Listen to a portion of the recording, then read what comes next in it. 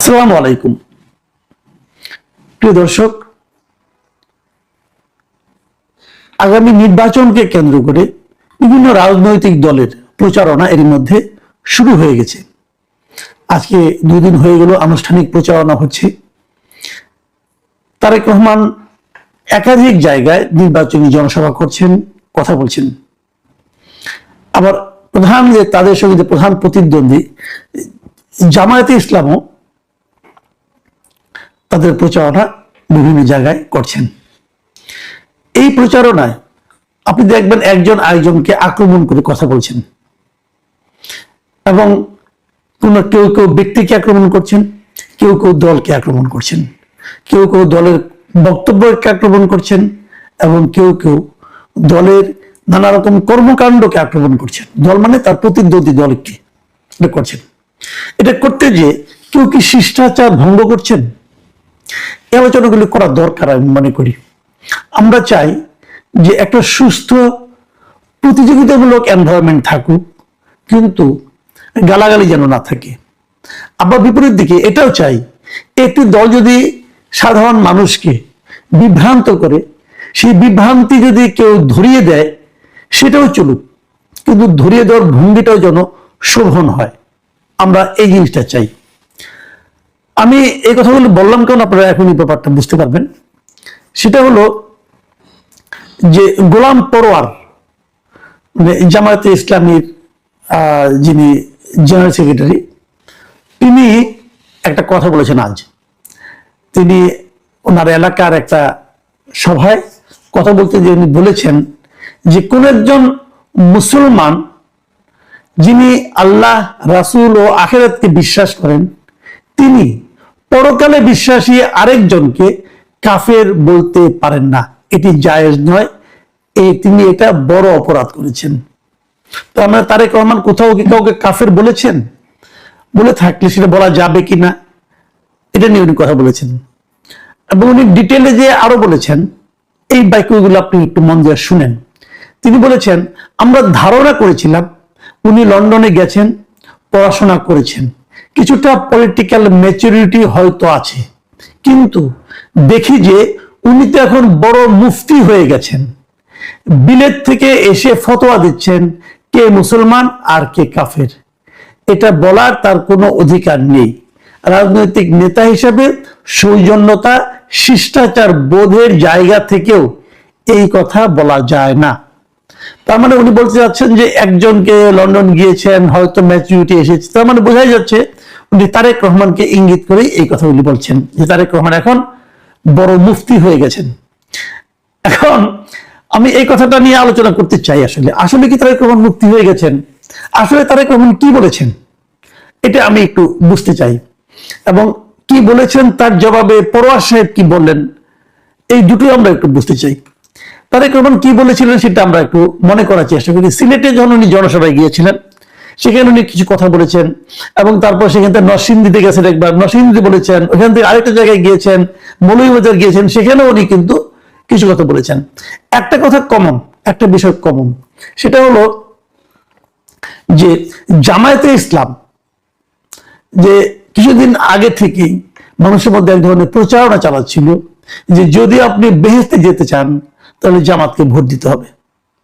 জামাতকে ভোট দিলে আপনি ইহকালেও শান্তি পাবেন, পরকালেও শান্তি পাবেন এবং আপনি বেহেশতে যেতে পারবেন। এগুলি বলা হয়েছে। একজন না, একাধিক নেতা, একজন ব্যারিস্টার, তাদের একজন ব্যারিস্টার তো বলেই ফেলেছে একমাত্র জামাতে ভোট দিলে বেহেশতে যাওয়া যাবে।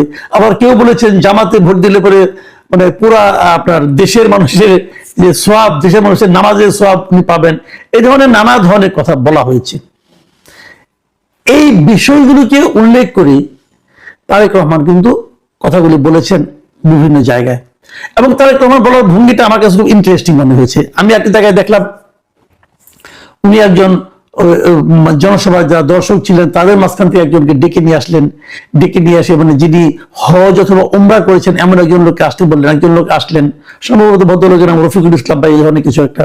ওনাকে জিজ্ঞাসা করলেন, আপনি যে হজ করেছেন, মক্কা শরীফে গিয়েছেন, কাবা শরীফে গিয়েছেন, সেই কাবা শরীফের মালিককে? উনি বললেন আল্লাহ। তারপরে আপনার দুনিয়ার মালিককে? আল্লাহ। বেহেশতের মালিককে? আল্লাহ। সবকিছুর মালিক আল্লাহ।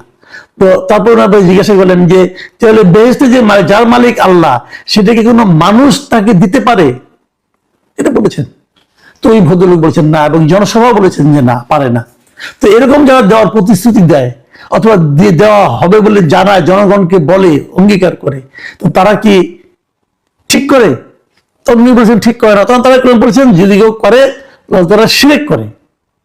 এখন যদি শিরক করে কেউ, তাহলে তাকে তো আপনি মানে কাফের বলতেই পারেন, কোন মুসলিম তো শিরক করতে পারবে না, তাই না? শিরকটা একটা শিরক হলো যত অপরাধ আছে, যত গুনাহ আছে ইসলামের, তো আমাদের সবচেয়ে ভয়ঙ্কর এবং জঘন্য গুনাহ হচ্ছে শিরক। এখন তারা বলেছেন তারা যদি বলে তারা শিরক করে, এখন এই কথাটুকু, এই কমন সেন্সটুকু উনি লজিক দিয়ে একটা স্টেপ বাই স্টেপ বলেছেন। এইটুকু বলার জন্য মুক্তি হতে হয়? মুক্তি হতে হয় না। ইসলামে, কোরআনে মুফতির কাছেই সব বলতে হবে, উনি ছাড়া আর কেউ কিছু বলতে পারবেন না। তিনি কোরআন বোঝেন, কোরআন পড়েছেন, তিনি কি বলতে পারবেন না? কেন বলতে পারবেন না? যে কোনো মুসলিম বলে। ইসলাম হলো এমন একটা ধর্ম, যে ধর্ম সবাই বলতে পারবে। যে আপনি ঠিকঠাক মতো পড়েন, এখানে কিন্তু কোনো আরেকজনকে ধরে আপনাকে উঠতে হবে না, আপনি নিজেই ইসলামের সরাসরি আল্লাহর নৈকট্য লাভ করতে পারেন।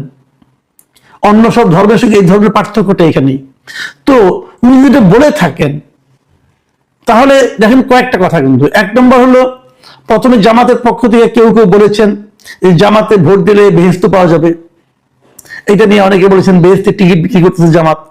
দ্বিতীয়ত তারেক রহমান বলতেছেন যে যারা টিকিট বিক্রি করতেছে, যারা বেহেশত পাওয়ার লোভ দেখাচ্ছে এবং বেহেশত পাওয়ার নিশ্চয়তা দিচ্ছে, তারা শিরক করছে। আর তৃতীয়ত গোলাম পরোয়ার সাহেব বলছেন যে উনি বিদেশ থেকে এসে ফতোয়া দিচ্ছেন এবং একজনকে আরেকজন কাফের বলতে পারেন না বলে উনি বড় অপরাধ করেছেন। এবার আসেন আমরা এই তিনটা কথা যদি আলোচনা করি, এই তিনটা কথার মধ্যে কোন কোন কথাকে আপনি ঠিক মনে হয়?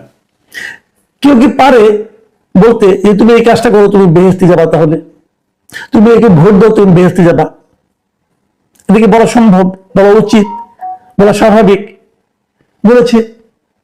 আবার যদি কেউ ওইটাকে ধরে দেয় যে এটা যারা বলবে তারা শিরক করছে, সেটা কি অন্যায়?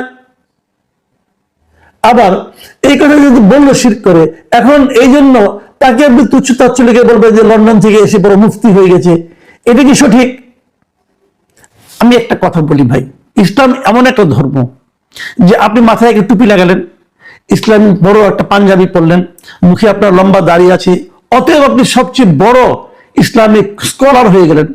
এই জিনিসটি ইসলাম স্বীকার করে না, আমিও স্বীকার করি না। ইসলাম ধর্মকে জানুন, বুঝুন, এবং ইসলাম বোঝার জন্য আরেকজনের আপনার মুরিদ হতে হবে না।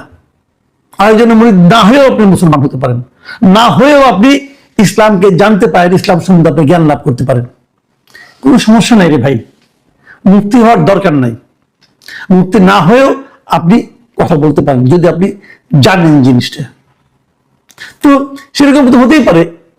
আমি এই জায়গায় মনে করব জামাতে ইসলাম এই কাজটা প্রথমটাও ঠিক করেনি, পরে তারেক রহমানকে যেভাবে তারা সমালোচনা করছেন এটাও তার ঠিক করেননি। গোলাম পরোয়ার সাহেবকে বলো, পরোয়ার সাহেব আপনি এটা বলতে পারেন না, আপনি আগেরটা কিন্তু আগেই করেন, বলেন যে ওই কথাটা আমাদের যারা বলছি তাদেরকে আমরা দল থেকে বের করে দিয়েছি, অথবা ওটা বলা ঠিক হয়নি, ওটা বলেন। কালকে আপনি বলেন যে জামাতকে ভোট দেওয়ার সঙ্গে ইহকাল পরকালের কোনো সম্পর্ক নাই, জামাতকে ভোট দেওয়ার সঙ্গে বেহেশত পাওয়া না পাওয়ার কোনো সম্পর্ক নেই, বলেন না কেন এই কথাগুলো? মানুষকে যে আপনাদের হয়ে কেউ কেউ বিভ্রান্ত করছি, এটা আপনারা দেখেন না? এই নির্বাচনে জেতার জন্য আপনারা কি ধর্মবিরোধী কাজ করবেন? এটা আসলে তো আপনি শিরক করছেন, আপনি পারেন না। কে বেহেশতে যাবে, কে বেহেশতে যাবে না, এটা আল্লাহ নির্ধারণ করবে, আপনি কে? এটা আপনি বলতে পারেন না। আপনার দলে কেউই বলতে পারে না, আপনার দলে আমিরও বলতে পারেন না, কেউ পারে না এটা বলতে। মানুষকে লোভ দেখাচ্ছেন কেন? মানুষকে মিথ্যা লোভ দেখাচ্ছেন কেন? এবং এটা যদি কেউ ধরিয়ে দেয়, তাকে আপনি তুচ্ছতাচ্ছিল্য করতেও পারেন না। দেখুন আরেকটা জিনিস হচ্ছে, সেই জিনিসটা আমি বলেই শেষ করি। তারেক রহমান কিন্তু তার ওই ভাষণে জামাতের ৭১-এর ভূমিকা নিয়েও কিন্তু ইঙ্গিত দিয়েছেন।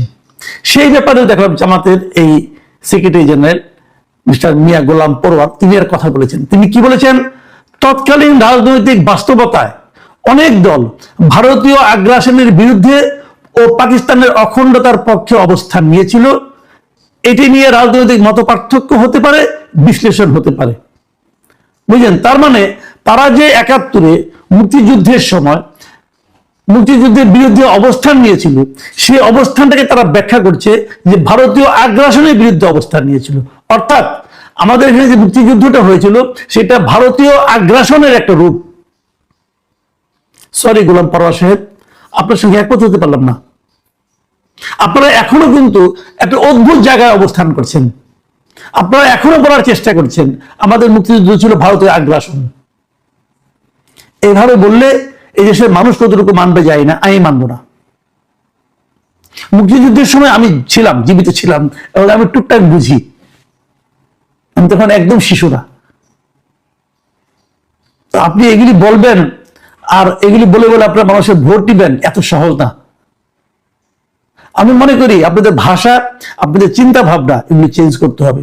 যদি জনগণের কাছে যেতে চান তাহলে মুক্তিযুদ্ধের সময় আপনারা যে ভুল আপনি করতেই পারেন, ভুল করার কোনো অন্যায় কিন্তু মানুষ মাত্রই ভুল করতে পারে। আপনারা যে ভুল করেছিলেন সেটা বলুন।